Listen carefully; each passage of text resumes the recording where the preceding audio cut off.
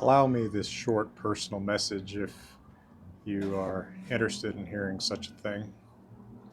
On August 12th, 2001, I was 15 years old, uh, a few weeks from being 16, and I woke up to the terrible news that my best friend since fifth grade had been killed overnight by a drunk driver in Evergreen, Colorado.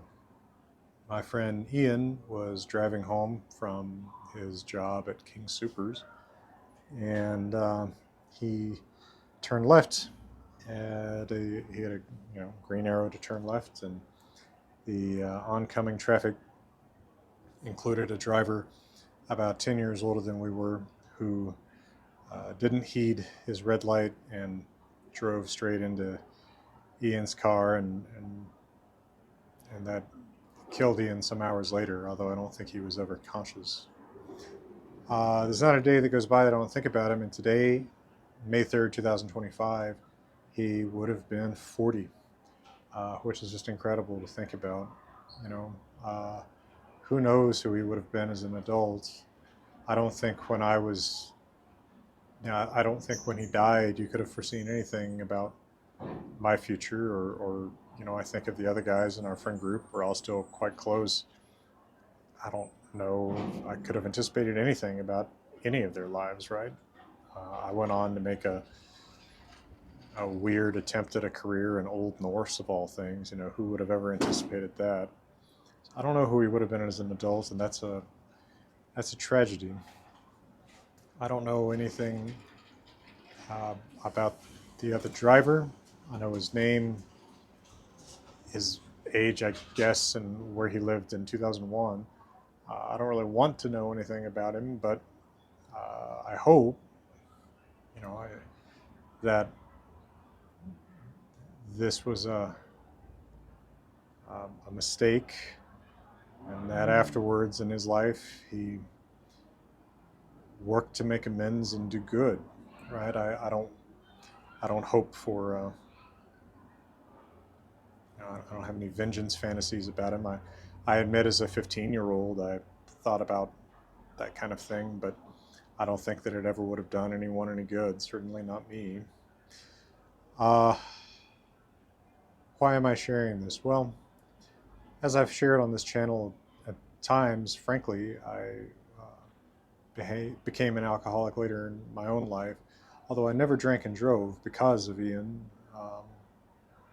I am on track to hit 10 years sober this year. I'm very happy to say, in October. And, I think a lot about this story just because, a lot of us have been affected by loss at a young age. And I think that it's good for people to know that other people have suffered similar things to them. And I think that it's also maybe good to remember that, what you do on a weekend night or something can really make a difference in someone's life, for ill and for good, right? I think that uh, maybe if this other fellow's life had been, I don't know what his story is. Maybe something was going wrong in his life that led him to drink. I'm not saying that the pain that Ian suffered or that the rest of us suffered is in some way justified by that. I just mean that, you know, that hurt can produce hurt. Uh, and I don't want any more hurt in this chain. And I would love to know that fewer families are suffering from this kind of thing because someone heard the right message at the right time. Uh, my message is